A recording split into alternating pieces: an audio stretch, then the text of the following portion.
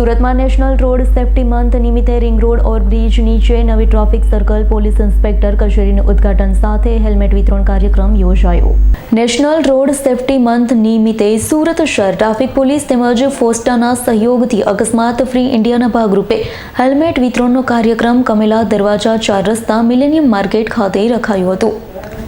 Ring road overbridge નીચે કિન્નરી 3 રસ્તા ખાતે આવી નવી ટ્રાફિક સર્કલ પોલીસ ઇન્સ્પેક્ટરની કચેરીનું ઉદ્ઘાટન કરાયું તો આ પ્રસંગે સુરત પોલીસ કમિશનર સહિતના અધિકારીઓ હાજર રહ્યા હતા।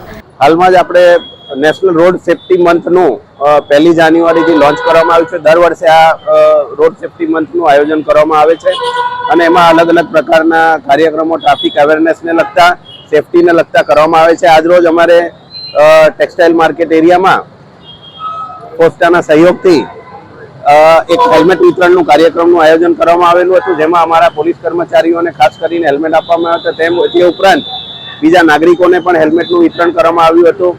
હેલ્મેટના કારણે આપણી સેફટી ખૂબ રહે છે, જરૂરી છે। આપણાને એક્સિડન્ટમાં જ્યારે પણ આપણે જોયો છો કે એક્સિડન્ટ થાય છે ત્યારે વધારે પ્રમાણમાં જે ડેથનું પ્રમાણ છે એમાં હેડ ઇન્જરી મુખ્યત્વે હોય છે।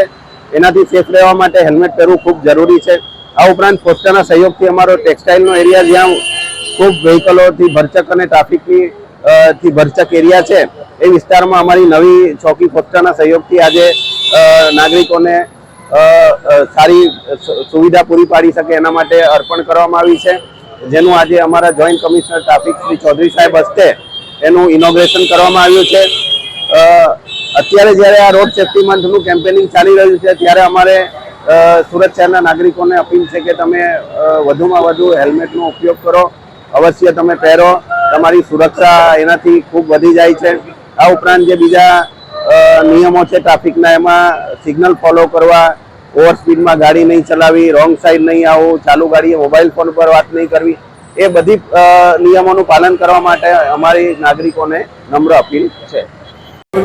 जी, आपका नाम और किस तरह का कार्यक्रम था? Doctor Arun Lahoti advocate. Tag हमारी जो एनजीओ है, जो ये 6th राइड है हमारी, इस बार राम सेना के रूप में इसका नाम दिया गया और काशी से अयोध्या 210 किलोमीटर की राइड है जो 9 से 12 जनवरी के बीच में हम करेंगे। 2 दिन की इस यात्रा में यहाँ से सूरत के ही सारे साइकिलिस्ट 13 साइकिलिस्ट हैं, जिसमें 6 महिलाएं और पुरुष है बाकी 7। और ये यात्रा का मुख्य उद्देश्य दुर्घटना मुक्त और नशा मुक्त भारत बने, ये हमारा उद्देश्य है। सूरत में आज ये प्री फ्लैग ऑफ सेरेमनी है जिसमें सूरत सिटी पुलिस के कमिश्नर श्री गहलोत साहब और यहाँ पर जो सालंगपुर के महंत श्री आए हुए हैं और साथ में फोस्टा के अध्यक्ष श्री कैलाश जी और पूरी टीम इसमें जुड़ी हुई है।